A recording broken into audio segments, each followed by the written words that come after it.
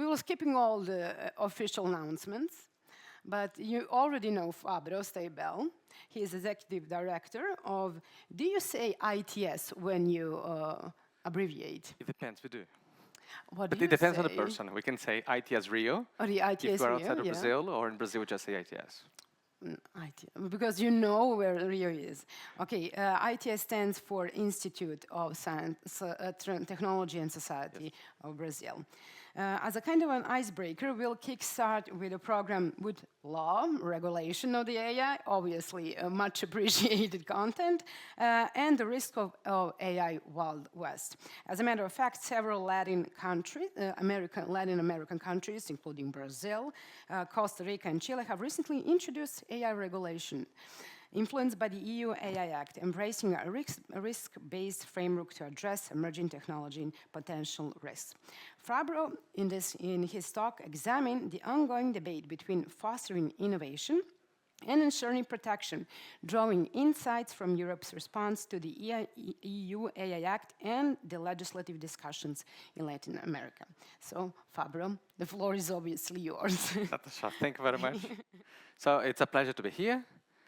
This week, a paper was published saying that Hollywood is in 150 databases of Gen AI training.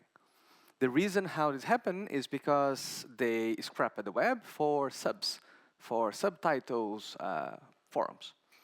This means that they never made agreement with the copyright owners, they never watched the movie, they never screened the movies to train the models, but because they found a loophole, they could put all Hollywood inside of the models, which means that if you want to train a Godfather, you can, just because you read the lines.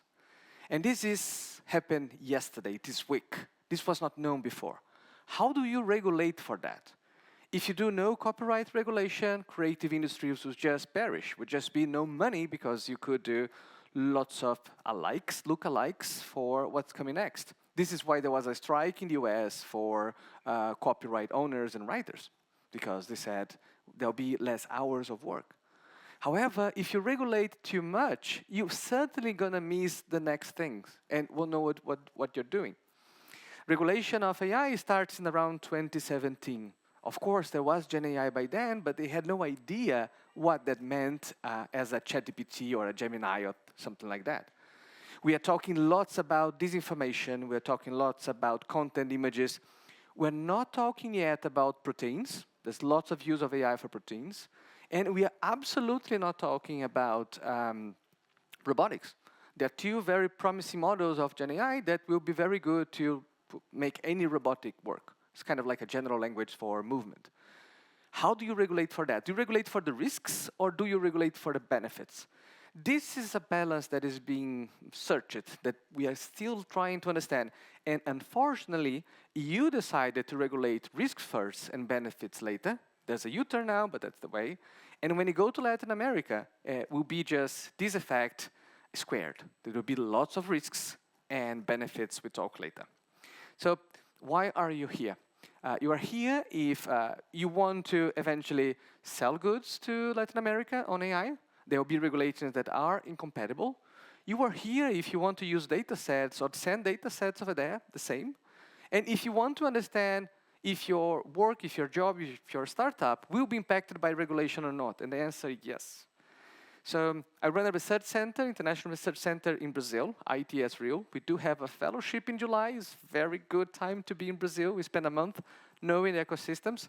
I'm also affiliated to the Buckman Klein Center at the University of Harvard. We discuss lots of regulation there. I followed the G20 discussions from the inside on digital public infrastructure, and I was in the digital DPA, the data protection agencies. I was in the council. The Brussels effect is something that you probably already heard of. The Brussels effect means that Europe has a soft power influence in other countries. This is by design. This is an international diplomacy strategy. It's not a coincidence. GDPR may be the best known effect of Brussels effect. So Europe was quite ahead of time in regulating data protection. They created standards, consent, and so on. And then when other legislations emerge, they kind of pick up in the GDPR and create GDPR-like regulations. US is kind of GDPR, Brazil is very kind like GDPR, and so on. The the win game on that is that the European model becomes the other models. There are some standards that do not match, but overall the umbrella is the same. EU expected that EU AI Act, the regulation here of AI, would have the same effect, but the context is completely different, and it just won't work this way. So I brought there on the right, there is a plug. This is a plug designed in Brazil 10 years ago. It's very well researched, it is very well done, but you can only use in Brazil. And for me, this is the most stupid idea ever. If you want to import goods, you have to change the plugs. If you want to export goods, you have to import the plugs. If you have a house, you have to replace all your plugs. So this is about standards. Bad standards make very, very bad and costly decisions. And the Brussels effects here might be a bad plug, might be a bad standards. So where it all started. EU starts to regulate AI because of markets, digital markets. This is a chart that was used in 2021 report on why the EU Act should happen. Look at the bubbles. Look at the size of the bubbles. You have, on your left, you have US. On your right, you have China and others. In the middle, in red, you have Europe, very tiny. And if you look in the letters, you find one Latin American company. So digital markets in Europe, in terms of market capitalizations, are very small compared to the rest. AI, it's a new opportunity. Europe said, we want to have stronger markets here. So why not? Close the borders for standards that are not ours, protect the people because we have values, and let's make a standards GDPR alike. How they decide to do it? We call it the risk-based approach. So basically, you regulate the technology, all uses of technology. This is really ambitious. We have done this for traffic lights. We have done this in other sectors, but it's really, really challenging, complex, bureaucratic. And basically, at the top, you have things that we will not accept. That would be the unacceptable risks, and the law says you can't do it. I can't trick you in believing something subliminal. I just can't use AI to do that.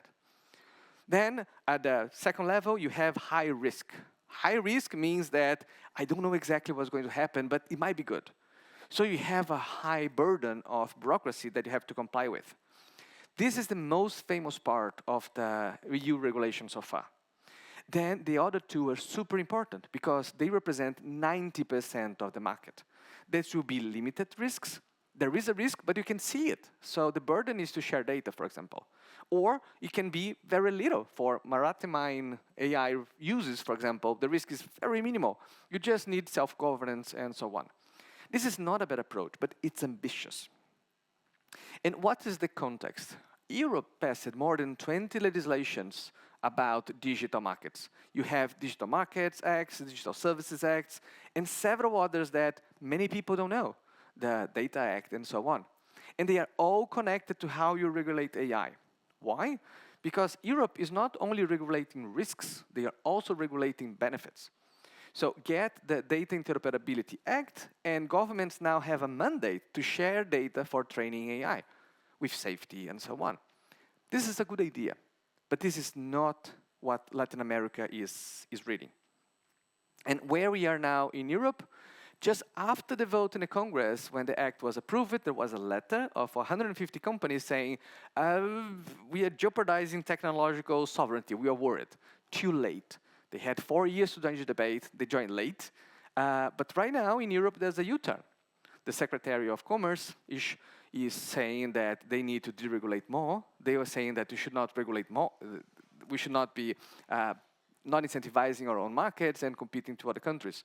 So there is a U-turn here in Europe to regulate less and to foster more. How does Latin America fit in this picture? Because this is how Europe started. First, EU always said, we will not regulate technology. We will regulate uses of technology. I don't regulate uranium. I regulate uranium to make bombs. The use of technologies is what's being regulated, which is fair. The problem is GenAI flipped the table. They spent 4 years saying they will regulate uses. All bill was written to regulate uses. GenAI said, if you use this technology, you have this burden. In Latin America, we got there and we expanded. And then lots of uses of technology of AI just means you have a burden to comply with. Maybe a report you have to do, maybe it's data you have to share, maybe our governance structures you need to have and so on. So get deepfakes, for example. Deepfakes is a synthetic media, a synthetic data. Can you use it? Should you use it? Yes, it's useful. If you use for disinformation and for disturbed elections, well, this is a bad use, high risk, or forbidden. But should we say that all synthetic media need to have labels? Make no sense. If you work with proteins, what's the meaning of having labels on synthetic data for proteins, for example?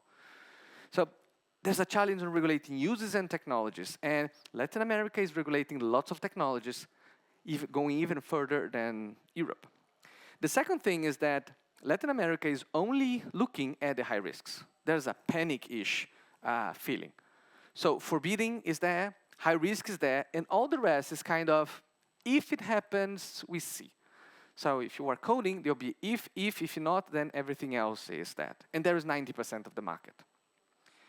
To have an idea, in 2021, when EU started to regulate the bill, they issue a risk assessment analysis. And they estimated that 10% of all AI uses will fall into high risk or forbidden categories.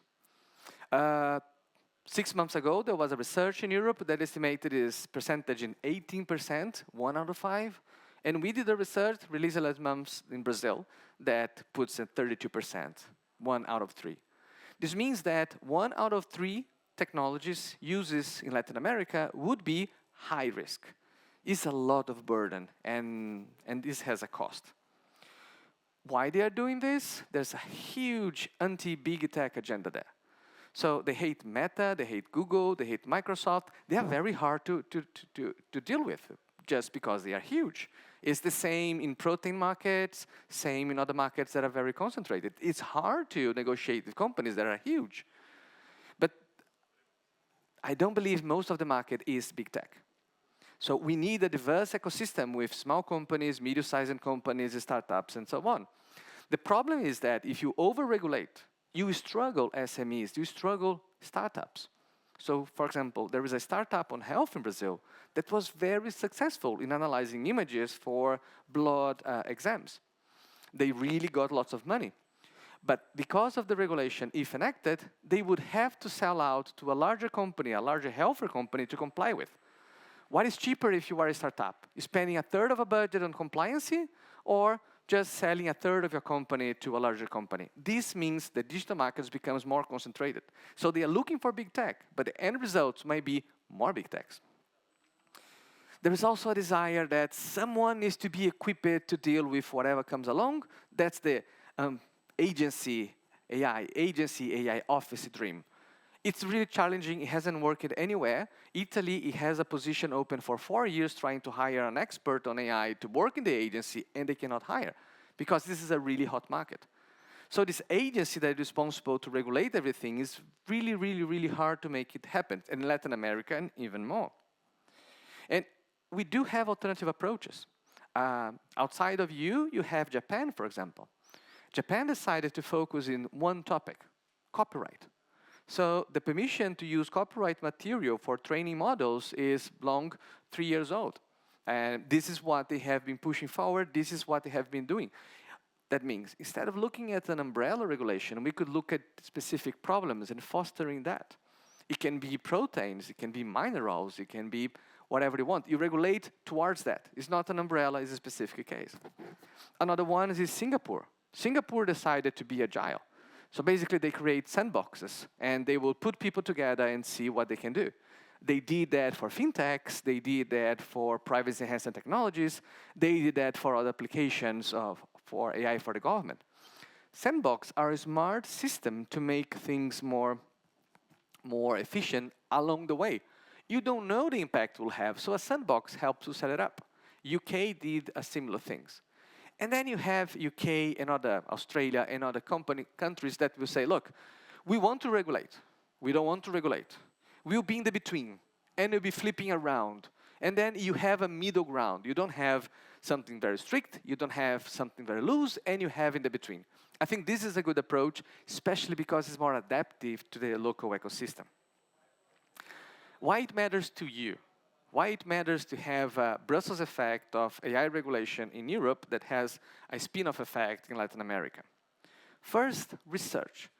If you work with models that are not yet in the market, you must know that what you did is said, if you're not in the market, compliance doesn't apply. But if you join the market, the compliance is full. This is not a good transition method. Usually when you start out of the academy and go into the research and go into the market, you need support. So if you have to spend 100,000 euros doing compliance tests just to enter the market, it might be that you do not enter the market. And then you lock knowledge inside the university. Latin America is following exactly the same path, meaning that research is being more disconnected from markets, even if they are inside companies. The second thing is open source. OpenAI, not the company, but the technology itself. EU law has a provision that says if you are open source, regulation do not apply. There are exceptions, but basically this is it. Lots of companies saw a huge potential on that. Meta was the first with Llama. They said, look, this model is open. And then Google has one, AWS has one, Anthropic has one, Perplexity has one, and so on, and so on, and so on. So open models are popping up. There are many open models, more than 150 that are outside big techs. And there is a gradient of openness in these models, from I know all your data to I know nothing about your model at all. Llama, for example, you don't know about the data, but you can see the weights and so on. So it's a middle ground. Open source is really needed when you look at the supply chain. When you think that training AI requires data sets, computing power, cloud computing, transformers, and so on, we do need open source materials to make work cheaper. Data service is one example. It's really expensive to process data, but if you have good code, you can reduce the amount of energy, water, times of processors you can do. We need open source. If it's over-regulated, you just create knowledge that is locked inside few companies, and it becomes an more expensive technology to all. One more effect, small and medium-sized companies. If you are a huge company, fine. You have your own model, you have $100 million, you can train your model. But if you are a small, medium-sized company, you don't have 100 million euros to test and try it.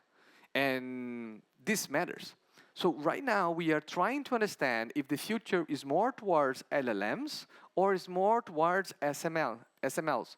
Large language models or small language models? We don't know. There was a good paper this week that said, if you look from 16 bits to 4 bits, small language models are way more precise and sharp than large language models. So if you have a small language model, you don't need $100 million to train it. You can train it with way, way, way less resources. Maybe just inside the university or just inside your own company. And this might be really, really, really useful for small and medium-sized companies. However, if the bureaucratic burden for small models and large models are the same, then you have a problem. Because you kind of need 1% of $100 million to make compliance what you don't have. And one last effect might be the AI safety institutes. This is something that is training. Korea did an event of all the governments, UK follow it. Right now is happening in the US, a follow-up event on that with the governments. The idea is that AI safety institutes is a place where people, stakeholders can come together, discuss, set standards, and so on. It's a good idea. And however, it depends on what regulation allows you to do. If the AI safety institutes, they are more dynamic, if they have more leverage, maybe they can be more agile. If they can only act in this range, then they can't. And AI safety institutes are possibly the best place for you to join the regulatory debates. Because one way or another, they will be open for specialized communities, for sure, but they are way more open than going to a Congress member and talking about that, or going to a data protection agency and talking with them. To conclude, I said that Brazil made a very, very stupid decision to create a plug that is only used in Brazil. It's based in good research, true, but this just makes any global businesses very difficult to be followed. If you are a researcher, if you are a company, anything that happens, you have to comply with that standards over there. And chances are there are 193 countries, and then even if Brazil is the 7th largest economy, you say, well, Chile is just over there, and they use EU plugs, so why not go there? And we need to avoid the Brussels Gambiarras effect. Gambiarra, it's a term in Portuguese that only exists in Portuguese, but we can illustrate with that. Gambiarra is kind of solving a problem, creating a lot of weird burdens to solve it. It does work. All of that is plugged. But it's easy to see how this is bad for businesses, how this is bad for what's happening. So the EU decided to create the standards alike GDPR to influence all of the countries. What is happening, especially in Latin America, is that each country is creating its own recipe on what kind of plugs to create. And we are creating a monster of a very hard harmonization of standards. And this is most likely bad for all, or will be as we do in Brazil. When the law is too complex, we just say that the law do not exist. Oh, the law is there, but we do not use. I would say Serbia might be very similar because we are all kind of in this realm of adjusting and adapting and so on. So here's the legislation, here's what we do. Please, no lights and let's move on. And that's it. This is why I say that there is a path forward.